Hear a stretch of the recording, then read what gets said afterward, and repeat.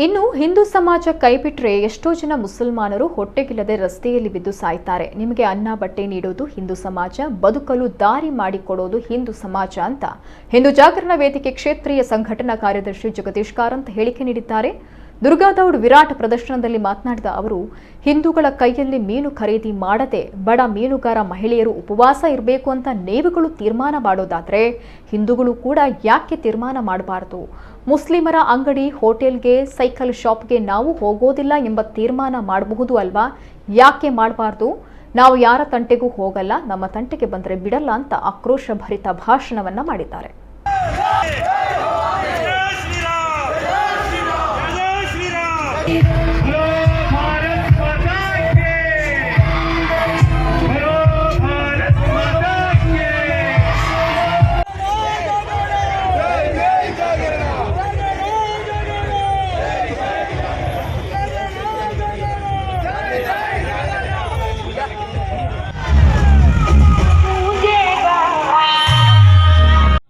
ಹಿಂದೂ ಸಮಾಜ ಕೈಗೊಂಡ್ರೆ ಎಷ್ಟು ಜನ ಬಡ ಮುಸಲ್ಮಾನರು ಹೊಟ್ಟೆಗಿಲ್ದೇನೆ ಭಿಕಾರಿಗಳಾಗಿ ರಸ್ತೆ ಮೇಲೆ ಬಿದ್ದು ಸತ್ತೋಗೋದಿಲ್ಲ?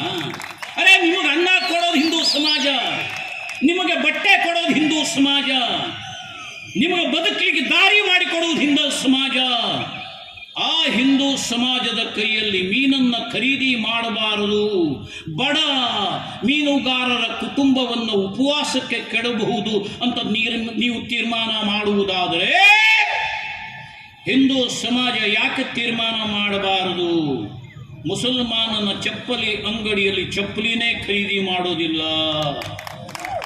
ಮುಸಲ್ಮಾನನ ಹೋಟೆಲ್ನಲ್ಲಿ ನಾವು ತಿನ್ನೋದೇ ಇಲ್ಲ, ಮುಸಲ್ಮಾನನ ಸೈಕಲ್ ಶಾಪ್ನಲ್ಲಿ ಪಂಚರೇ ಹಾಕ್ಸೋದಿಲ್ಲ, ಮನೆ ಬಾಗಿಲಿಗೆ ಅಕಸ್ಮಾತ್ ಹಳೆ ಡಬ್ಬಿ, ಹಳೆ ಪೇಪರ್, ಹಳೆ ಮೋಡ ಅಂತ ಬಂದರೆ ಅವನಿಗೆ ನಾವು ಏನೂ ಕೊಡೋದಿಲ್ಲ, ಮುಸಲ್ಮಾನನ ಆಟೋ ಹತ್ತೋದಿಲ್ಲ ಅಂತ ನಾವು ತೀರ್ಮಾನ ಮಾಡಬಹುದಲ್ವಾ?